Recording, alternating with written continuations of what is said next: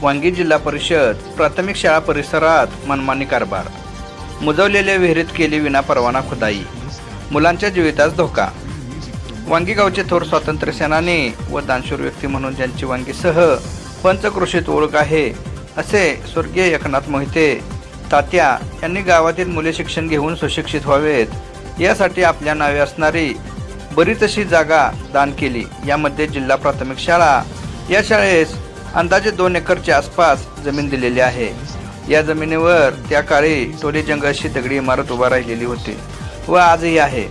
सध्या परिस्थितीतील असणारी पूर्वाभिमुख इमारतीच्या पाठीमागे पूर्वीच्या काळी असणारी विहीर त्यांचेच वारसदार असणाऱ्या नातवंडांनी सदरची विहीर मुलांची काळजी घेत मुजवण्यास परवानगी दिली होती, परंतु त्याच विहिरीतील दगड, गोटे, माती, भाजी विटांचे तुकडे हे JCB मशीनच्या सहाय्याने उत्खनन करून काढण्यात आलेले आहेत। उत्खनन करून काढण्यात आलेले साहित्य हे काही दिवसांपूर्वी प्राथमिक शाळा परिसरात अंगणवाडी क्रमांक 47च्या इमारत बांधकामास सुरुवात झालेली आहे।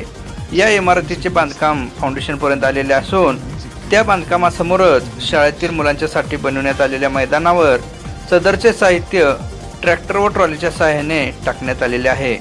हे उत्खनन का केले, कशासाठी केले याची माहिती अजून मिळालेली नसून नक्की काय विषय आहे हे आपल्याला काही दिवसात कळेल।